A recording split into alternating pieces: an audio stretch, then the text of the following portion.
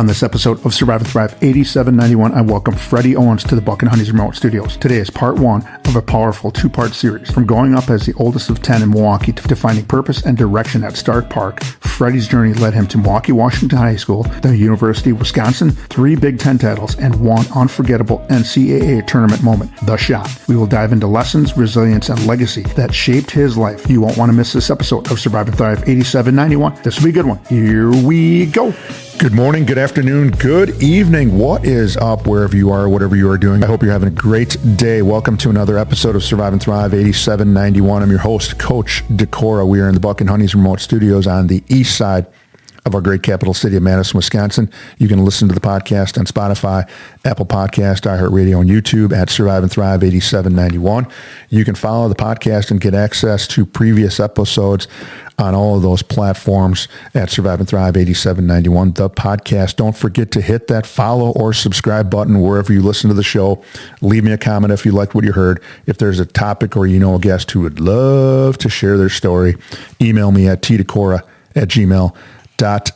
Glad you could join us. Our mission is to share stories and conversations that make you cry, laugh, and think, stimulating emotions, creating laughter, and inspiring the mind.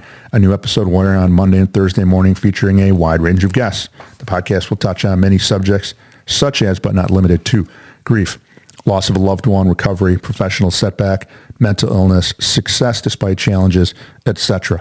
Our guests will share how they learn to survive and thrive. I've got a website reminder before I introduce our esteemed guest. I'd like to highlight our website, surviveandthrive8791.com. You can see what we are doing and the events we are hosting.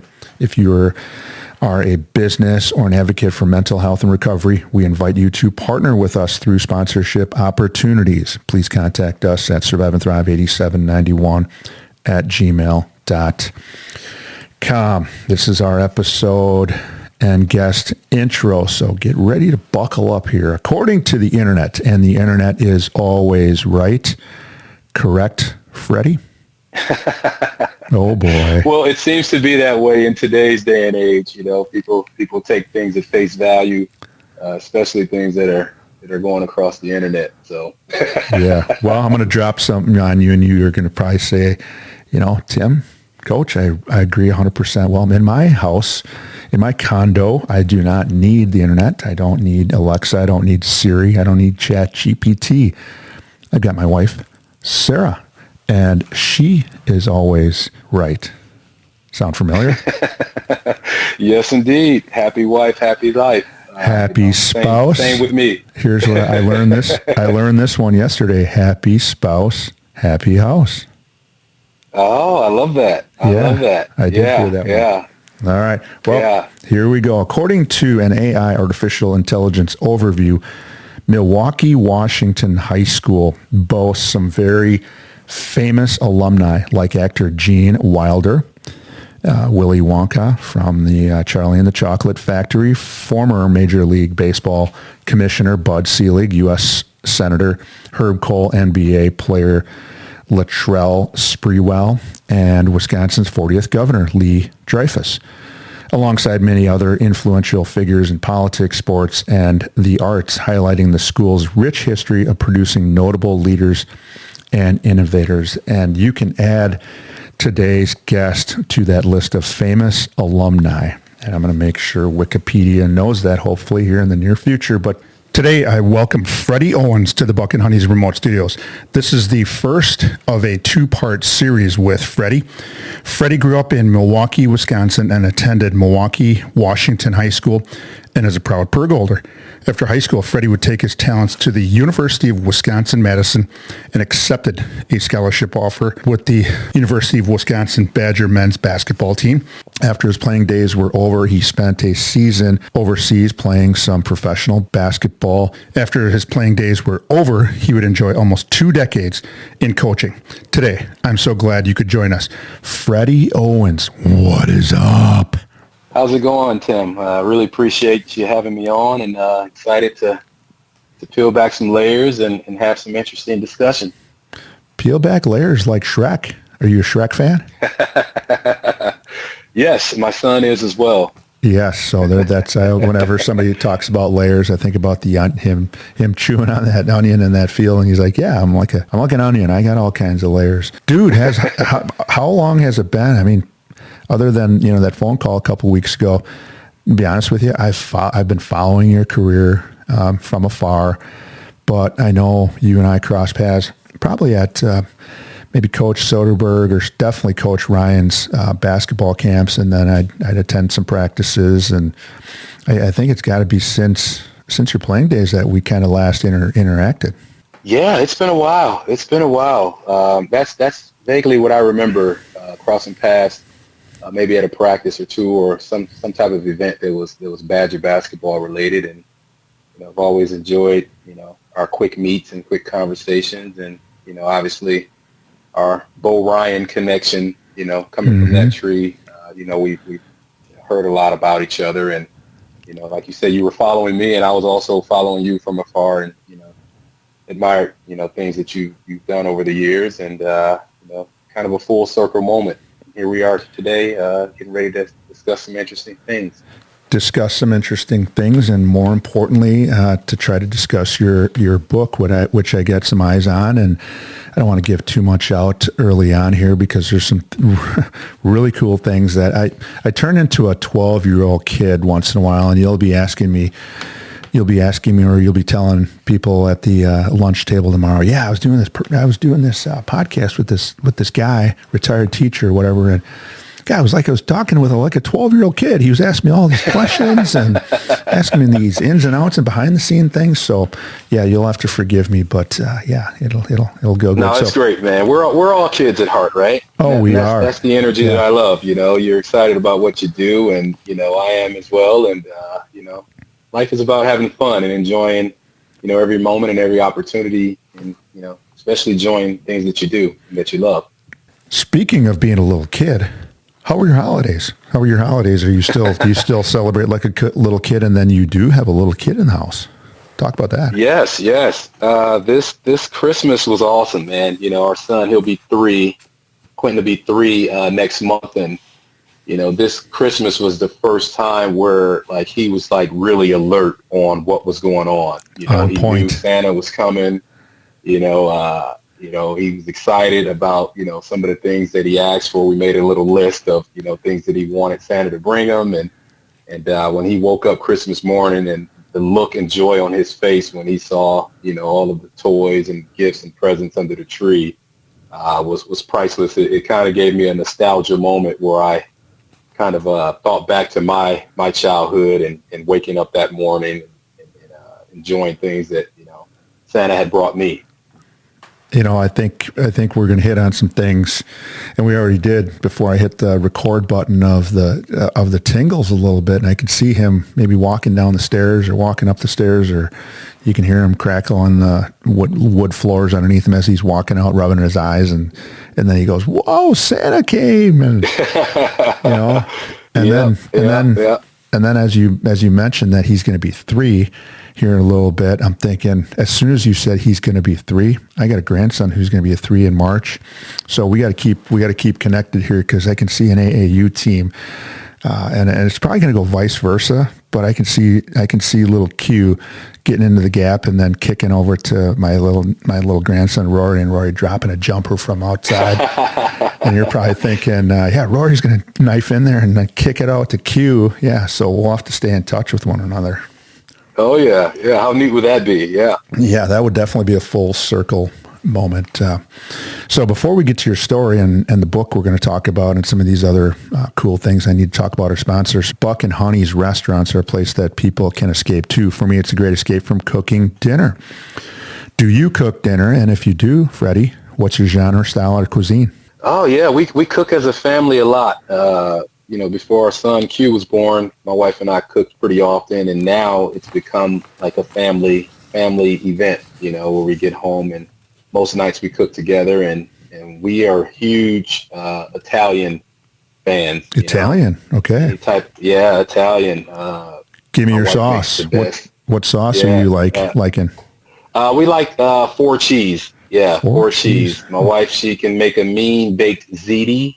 And then, we'll mix it up and, go different types of pasta styles, Alfredo, things of that nature.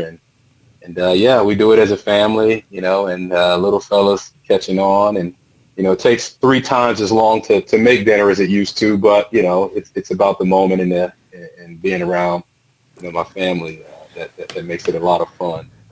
Trying to teach young Q, how to make some things in the kitchen and eat in a responsible way. Well, I got a lot of respect because you could have dropped you could have dropped spaghetti in there, or angel hair, or fettuccine. You might have been getting up there in terms of knowing what you know about your pasta. But when you dropped in ziti, I love that. All right, here we go. With their great food and drink menu, 5-star customer service, and a welcoming and vibrant atmosphere, people keep coming back. With locations in Sun Prairie, Monona, Wanakee, and Mount Horeb, most communities in Dane County, which encompasses the Madison metropolitan area. Most people can get to a Buck and Honey's within 10 to 15 minutes. Drum roll. Have you been to Buck and Honey's? I am disappointed to say that I have never been to Buck and Honey's, but I'm very excited to try it.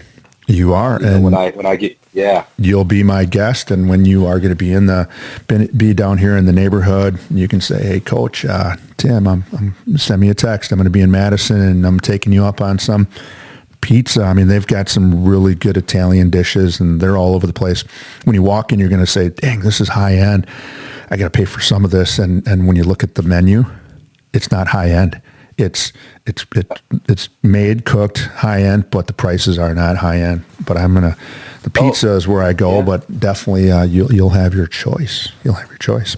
Nice. Well, I'm looking forward to it. I'll be back out that way pretty soon here, hopefully to promote the book, and going to take you up on that offer. Yeah, that's right. We did talk about that. So yeah, maybe we can do the book promo, and then yeah, we can hit something somewhere, and then get you back on the road. So. All right, on the podcast, our guests follow the format for sharing their story like this. In segment 1, we talk about what was it like, Freddie's history, what happened to get Freddie on the podcast. And in segment 2, we continue to talk about what happened and get into what it's like now.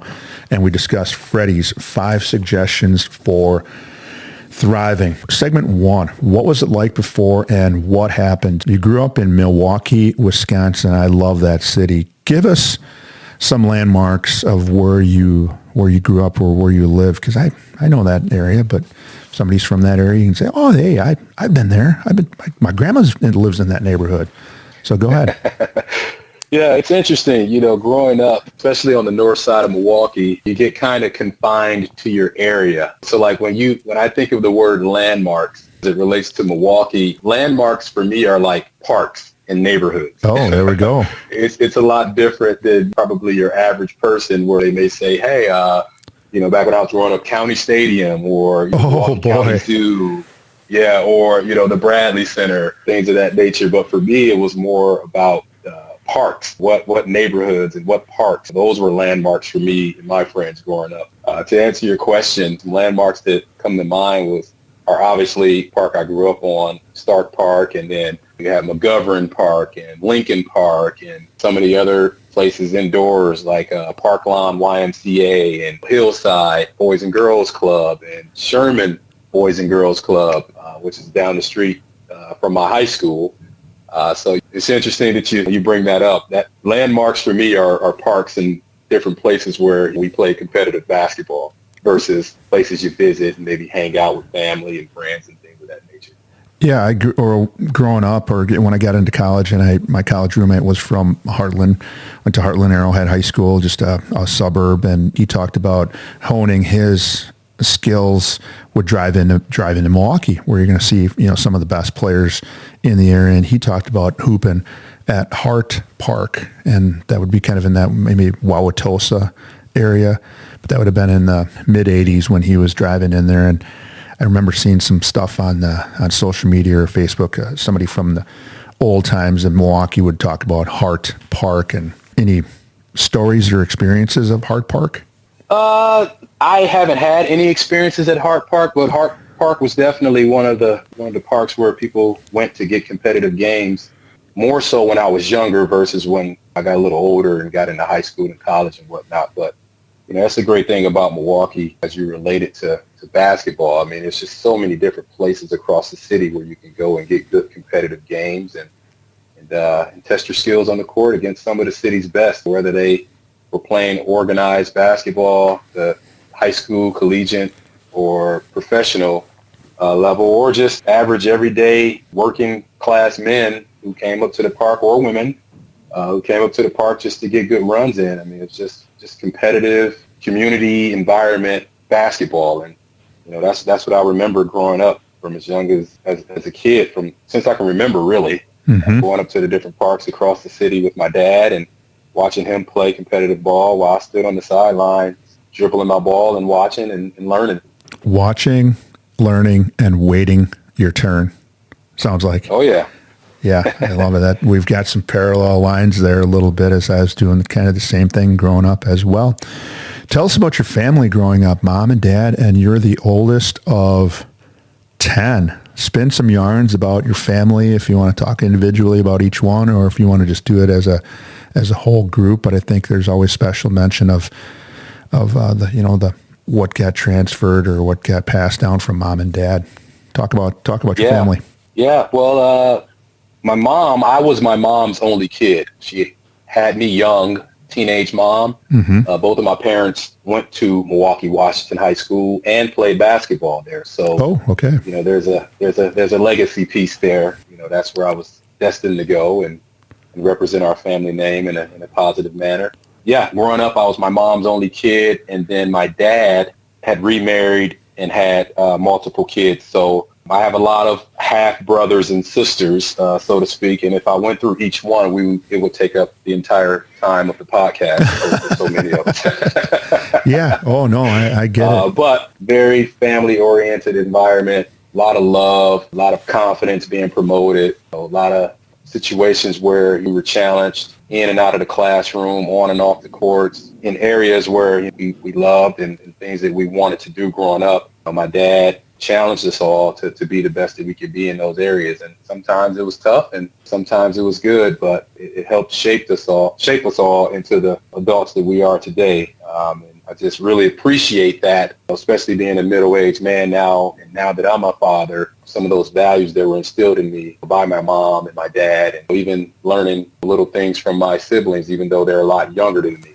taught me things such as compassion and love and how to take care of someone that you love and care about, me and the older brother, and making sure that I was looking after them and trying to help them as they progressed in their childhood and, early into their adulthood. Yeah, I was blessed in that way to just come from a very family-oriented environment where not only the intermediate family was close and had a tight bond, but the external family was there as well. A lot of aunts and uncles and cousins, and all of us just grew up together, and it was like we were siblings. I don't look at my cousins on either side of my family, my mom's or my dad's side, as cousins. I look at them as brothers and sisters because we spent so much time together growing up.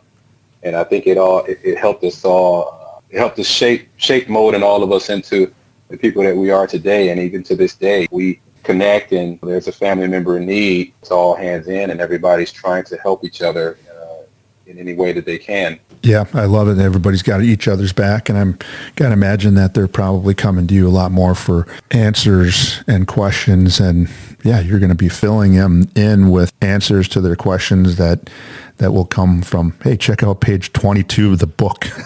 that's where you can. But yeah, definitely elaborate on that. But yeah, you have a family of your own, an amazing wife, and we've already gave props to your son, Quentin, but go ahead and talk about them. Yeah, well, I mean, Carmen, she's my anchor. She holds me down, and she has been since 2004 when we kind of started dating, and we met in 2003, my junior year of college, and then senior year of college, we became really good friends, and then it just kind of organically happened where we started dating, and she's been on board and multiple moves across the country while I chased the love of the game of basketball, and she has been able to carve out her space in her career field, and yeah, I mean, she's been a huge anchor and support and pushing me to be the best that I can be, and I consider myself very lucky because they say a successful man, behind every successful man is a woman who's motivating him and pushing him to be the best that he can be. And, I definitely resonate with that phrase because, I have a wife who's been able to do all those things in our 15 years of marriage and 22 years of knowing each other. And then little Quentin came along almost 3 years ago. Talk about that little dude for a second. Oh, man, he has changed my outlook on life completely. We're older parents, and with the grind of coaching, Carmen and I decided that we didn't want to take a family through that, so we put off having kids because of that. So all of my friends and family members, they have had kids that are grown up, or most of them are out of the house now. And, they've always told me over time that it goes fast. And they told me, how the perspective changes once you have kids. And, just threw me little nuggets here and there, kind of trying to prepare for when Carmen and I decided to have kids. And, it's one thing to hear those things, but it's another to experience it once your kid is born and once they're here. And, the moment he came out and Carmen brought him into this world, it completely changed my outlook and perspective on life. Yeah, don't they? Yeah, that's going to continue and evolve.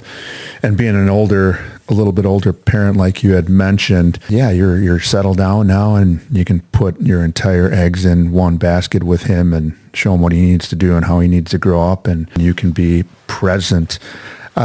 Something popped into my head, and I'm going to toss this out there as well, is that you talked about coaching and following that path since, I believe it was 2005, after you went overseas for a year to pursue pro ball, professional basketball.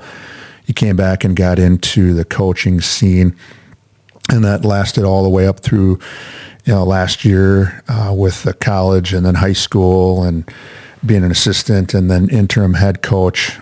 I'm definitely going to have, the Survive and Thrive 87-91 crew is going to have you back to follow that journey, that trek through coaching basketball, because I think that's a whole episode in itself. And because of my background with basketball, high school, and then college basketball and coaching, I do have a legion of coaches that follow the podcast. And if there's some young dudes out there, you can walk us through what that life was like. And then you just said, hey, if you're going to have children, you might want to postpone that. And I heard somebody say this, and I've subscribed to this as well, Freddie, is that behind every good man there's a woman.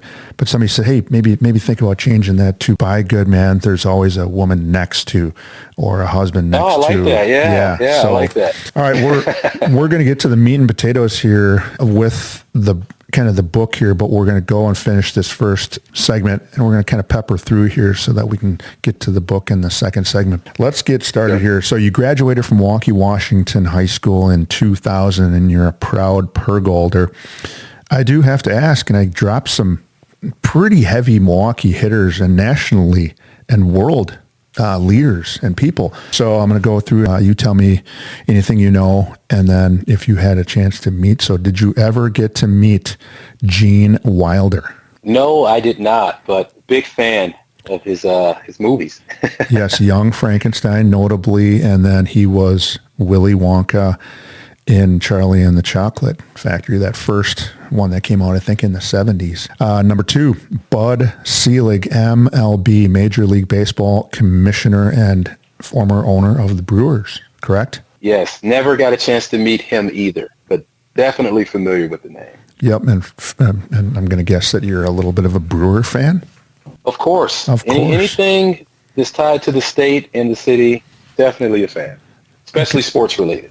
Absolutely. Number 3, Senator Herb Kohl, rest in peace, passed away recently, and former owner of the Bucks, and also donated a ton of money to the University of Wisconsin, and where you enjoyed a great career playing in the Kohl Center. Did you get a chance to meet Herb Kohl? Yes. Got a chance to meet Mr. Kohl during my playing days. He was actually around quite often, where he would pop into the locker room or be at games or functions, events, things of that nature. And so I, bumped shoulders with him, quick conversations, got a chance to meet him on a number of occasions. And, he was an awesome guy. And and obviously a huge supporter of Wisconsin athletics and things that he was able to contribute to the program, obviously paying a lot of dividends for a lot of student athletes on campus. Exactly, and really just doing a lot of good for the state of Wisconsin. Number 4, Spree Latrell Sprewell, a dude that could really play some hoops. Did you get a chance? Unfortunately, never got a chance to meet Latrell either, being that he's an alum of Milwaukee, Washington, and we played for the same high school coach as well. Our paths Oh, you did? Okay, have not yeah. crossed. Yeah, our paths have not crossed up to this point, but I did play on the same team with his cousin. Cecil Sprewell was a few years younger than me, and we played together, during our high school run. And there was a lot of similarities there with the athleticism and the edge, from a basketball standpoint that Cecil carried from his cousin Latrell. So, All right, never got a chance to meet Latrell. I'm going to drop a name on you then, because I'm going to take a wild guess, but Coach James Gordon, is that who we're talking about? Oh, yes, James Gordon, the legendary Mr. James Gordon. The legendary, even me from, South Central Wisconsin knows of Coach Gordon. Yeah, I really enjoyed watching his teams play. And when I started coaching, I used his sideline break that I saw. I can't remember who the guy was now. Ewell Clinton was on one of his teams in the early 90s. And I really... Yeah, Ewell. Yeah. Ewell Clinton. Okay, Ewell Clinton was on one of those teams in the early 90s. And I really watched their sideline break and how they pushed it. I'm like, how are they getting layups all the time? And, well, there was a little plan to that. And then our last gentleman, Lee Dreyfus, he was the 40th governor back in, I want to say, the 70s and maybe early 80s. Did you ever get a chance to meet him? No, I have not gotten a chance to meet Mr. Dreyfus. Nope. Yeah, he would be a little bit older, and that's probably when I started thinking about governors and presidents, and he's a little bit older. All right, we'll move on. Next one. What were some of your favorite memories from high school? And I always like to preface this with, during the school day, was your favorite teacher? Was your favorite class, lunchroom, recess, and then, activities outside of basketball that were, school-related activities, the prom, the homecoming, the football games, other things, and then maybe drop in there a sports memory. So go ahead and hit those 3 items. One of the favorite memories was definitely I just remember vividly and enjoying in between class bells, in between classes, the bell rings. Yep. You got a couple minutes to get out in the hallway, you kind of connect with friends and, get quick bullet points on what's going on, what's the gossip around school, whether it's relationships or basketball or, hey, what are we going to do this weekend? That type of thing. I don't know why, but that always created so much excitement for me, just kind of looking forward to when the bell rings, getting out in the hall and speed chatting with my friends for 3 or 4 minutes before rushing to the next class. And then the lunch period was definitely, one of the favorite memories, just sitting back and eating lunch. It was always just a big, huge crowd of basketball players, whether it be from the freshman, JV, or varsity teams, and we just sat around and talked basketball nonstop. Mm-hmm. And it was interesting because, that was right around the time when the internet first came out, where it was starting to kind of resonate throughout the rest of the world. Yeah. Where, we had one computer in one of the classrooms. And I just remember, if I got done with my work early, my teacher knew how much I loved basketball. And as soon as I was done with my work, she would let me go over to the computer and log on to NBA.com. And, I'll get to see a couple of top 10 plays because it took 15 minutes for the clips to load. And then dial up in the background. Yeah. So, I take what I watched on the computer and take it to the lunch period and, talk about, hey, this was on the top 10 clips, to all of my friends and teammates. And, those were just some good times. Some of the things that may seem small now, but they were just a big deal back then. Just being around, other students and student athletes and kind of conversating about just gossip and basketball and things like that. So those are some good times. Somebody driving to work right now or working out that's listening to this podcast is getting some pretty darn good warm feelings right now. They got their hands on 10 and 2 driving to work, and they're thinking about the lunch table or thinking about high-fiving their buddies or asking that girl out during passing time, and or somebody's on the treadmill thinking, dang, those are some great memories. All right, how about school related activities outside the school day? I mentioned prom, homecoming, going to watch your teammates or girlfriends or neighbors. Yeah, supporting them in their sports because they're coming to watch you hoop on a Tuesday or Friday or Saturday. So kind of paying it back.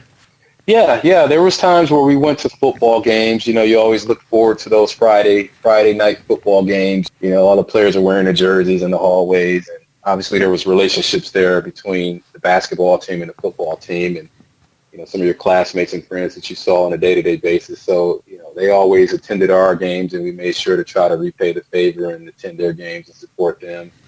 And then, after school activities, we always looked forward to just going to the mall. Like that was a big thing, going to the mall and hanging out. And, that was where you got a chance to connect and interact with other high school students from different parts of the city and other high schools throughout the city. And those Friday evening or Saturday morning trips to the mall were just the thing to look forward to because none of us had any money back then, and we did a lot of window shopping. But the purpose was to get out and about, and and just kind of interact with the other high school students throughout the city. And those were just some fun times.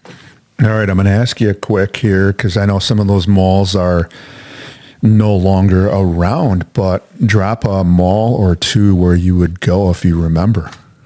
Oh wow, Northridge Mall was a huge one. Okay. And then the Grand Avenue Mall. Downtown? Yeah, yes, those are two of the biggest malls. I love that mall. And then there was a mall in the inner city, like in Northside Milwaukee, called Capitol Court. Capitol Court Mall. Yeah, that was a big one, and that's right in the heart of Milwaukee. I believe it's off of Sherman and Capitol Boulevard. Yeah, somewhere in that area. That's where you went. It was a huge mall, and back in the 80s and early 90s, it was thriving. I mean, it was in the heart of the north side of Milwaukee, and a lot of inner city families went there, and that was our mall. Yeah, you're talking about things that are, a lot of those malls, it doesn't, whether it's Milwaukee or Madison or wherever, a lot of those places are closing down with the advent of online shopping, but the memories still linger. After high school, you would take your talents to the University of Wisconsin and join the men's basketball team. Did you have any other suitors, or talk about some of your kind of the recruiting trips, or was it Madison won you out right away? Talk about that. Yeah, I had other suitors, and from low major, mid major, and high major schools. All of the state schools, for the most part, were heavily involved. And then Creighton was involved. Butler, I got some letters and conversations with Butler. Youngstown State, I remember, was my very first college letter. Back then, you got letters. You got handwritten letters from coaches. So, you come home and check the mailbox in anticipation that you would get those letters from various schools. And it was like, the best feeling in the world when a college coach wrote you a handwritten letter. And what I used to do is take all of my college letters and put them in, shoe boxes. Yep. And in the back of my closet, I had like 4 or 5 shoe boxes full of college letters, that I would go back for motivation and read through and hear what the coach would have to say, about their program, or if it was more personalized to me, just going back and reading. And it was always something of motivation for me to make sure that I stayed on top of my game so that I can continue to get more interest. But, when it came to making a decision, my heart was always in Madison. I grew up watching Rashard Griffith and Michael Finley and Tracy Webster and those guys, on TV when they aired those games on weekend. Back then we didn't have a lot of channels and a lot of options like we do now. So there was always huge anticipation on, when the Badgers were playing, and whenever they played, I was in my living room with my dad and my neighborhood friends watching the games. Those guys I remember vividly, and I grew to love Wisconsin basketball because of those guys. They had some great teams in the 90s, and, just watching those guys do what they were able to do, make a tournament run and put Wisconsin basketball on the map, that was always something, that I wanted to do. And with Tracy Webster, like that was my guy, man. He was a lefty. I'm a lefty. Yes, he was. Yeah. He wore number 11, and I loved Isaiah Thomas growing up. So it was just like Tracy was the guy I was trying to emulate. When I was going out, on the parks and playing ball at such a young age. And we're talking, 10, 11 years old. Watching those guys play. So when the opportunity came about, where Wisconsin offered me a scholarship, I knew this is where I want to be. Coach Bennett told me when he made the offer, I accepted right there on the spot, and he told me, "Hey, go home and think about it." And I'm like, "No, Coach, this is where I want to be." There ain't no thinking, Coach. Where I want to be. Yep. So when it came to Wisconsin basketball and other schools that were involved in my recruiting process, I knew I wanted to be in Madison, putting that W across my chest, and I didn't even take any other visits. I got it done quickly, and I went into my senior year very excited because there was no pressure then. I could just focus on getting better because I knew where I was going to school to play college basketball. Mm-hmm. Yeah, you're dropping some big names in there. Rashard Griffith, Michael Finley, Tracy Webster, some very, very good players. And and I got to imagine you were like me in that you got done watching the game and the Badgers won most of the time with those guys, and then, hey, let's go outside and you're going to try to emulate those moves while you're playing 3-on-3, 1-on-1, 5-on-5, and yeah, those brought some great memories back for me. You enjoyed an amazing high school and college career. After doing some research last night, I'm like, dang, this dude just flat out won. 2 trips to the state championship game in high school, WIAA, Wisconsin State championship game, Division I, and 3 Big Ten championships. Tell us where you're gonna talk about it when we talk about the book, but tell us where you got your start. You already sprinkled in your going to watch your dad at the park, but where did it all start for Freddie Owens? It started at the neighborhood park, Stark Park. It was the center of our neighborhood. It brought our neighborhood together.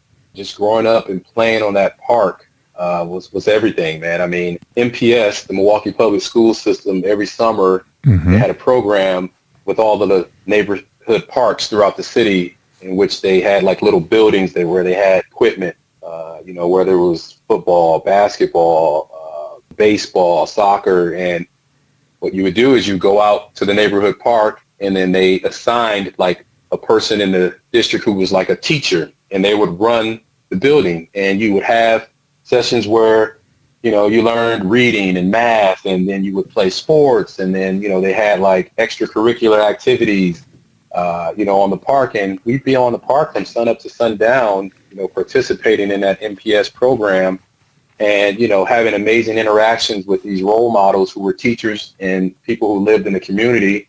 And then, we would play basketball, and that's where it all started. Me and my cousins, because that's who me and my mom and my dad lived with. We lived with my aunt and her kids, and we all lived right around the corner from Stark Park. And from sun up to sundown, especially in the summertime, we'd be on the park all day, every day, and that's where everything started.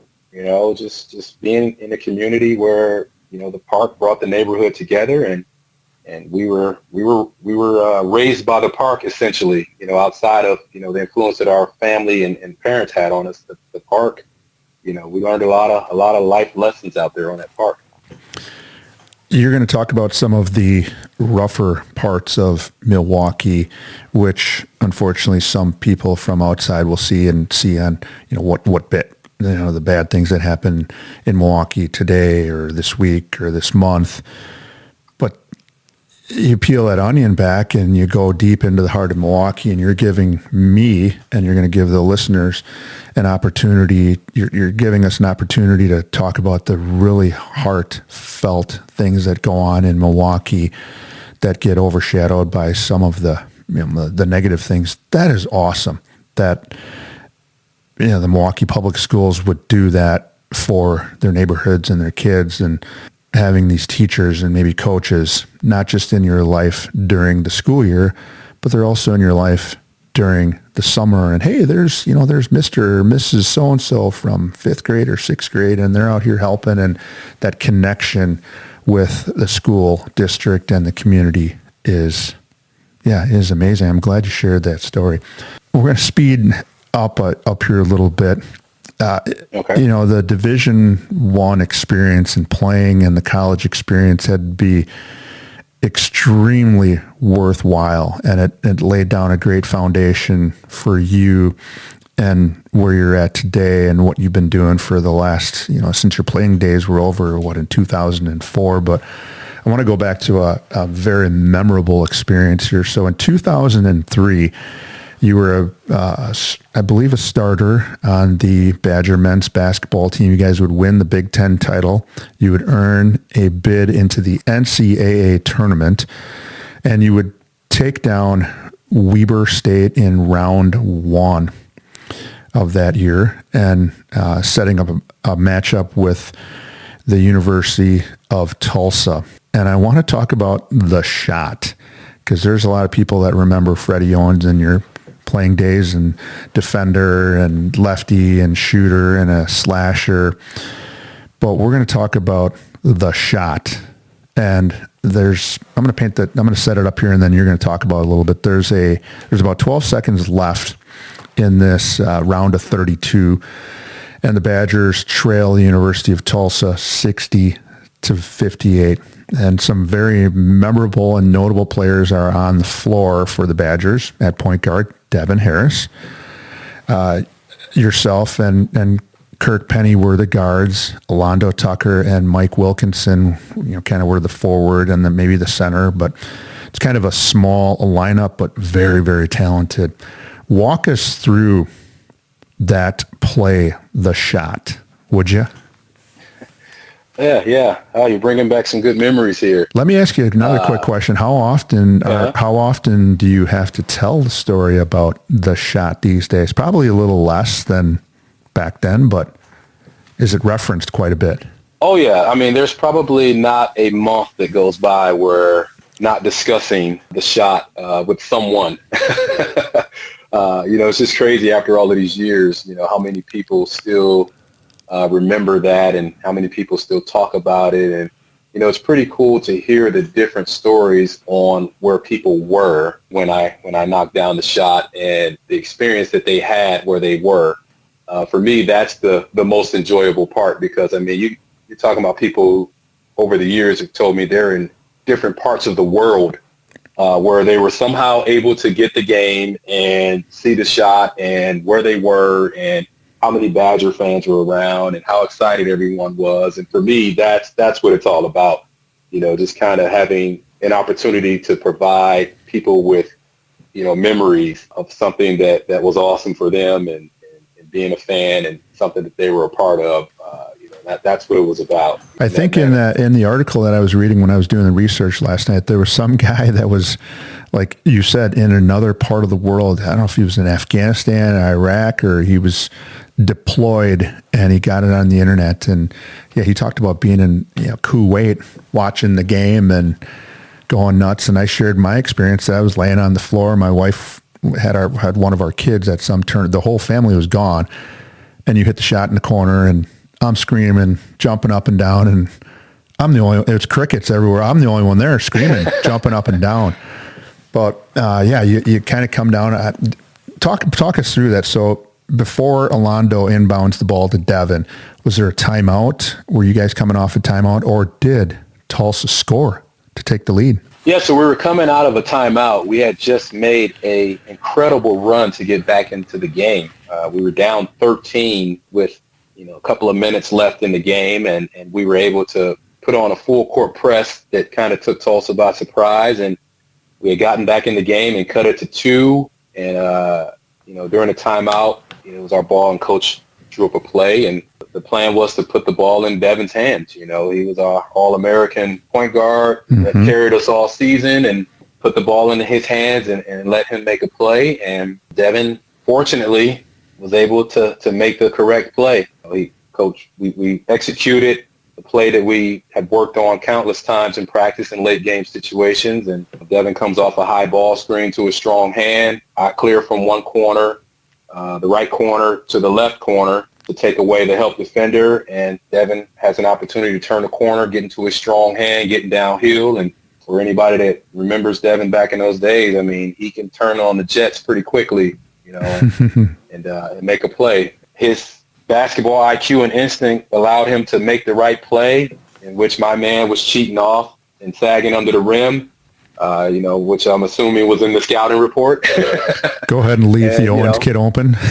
Yeah, leave Owens open and, make somebody else beat you. I'm assuming, don't let Harris beat you.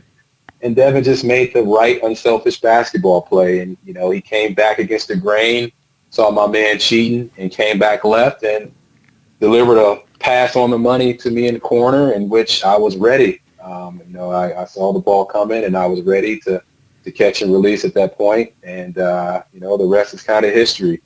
And it's just, it feels good to be a part of those moments and, be a part of something that will always be remembered in Badger athletics. Yeah, and it goes all the way back to Stark Park what we're going to talk a little bit more about here in the second segment. But you probably took that corner jumper with the left hand thousands of times at Stark Park in different places in Milwaukee, which you're going to talk about. And really, yeah, you go down in the Badger lore the last 20, 25 years. You and my man Bronson Koenig hitting his shot from the other corner. Hopefully we can get somebody to hit one from the top of the key here in the next couple of years to kind of get all of the spots on the floor. So because our listeners want to hear the rest of your story and the book promotion and what brought you to the podcast, I need to talk about our sponsor one more time. Buck and Honey's has been with the Survive and Thrive 8791 crew since the beginning. With 4 locations in the Madison area, one is always near. People ask why Buck and Honey's. Owner Tom Anderson places a high priority on the mental health of his employees. He has a mental health professional available for them should they need support. I don't know how many businesses go above and beyond their employee assistance program, but Buck and Honey's and Tom Anderson does.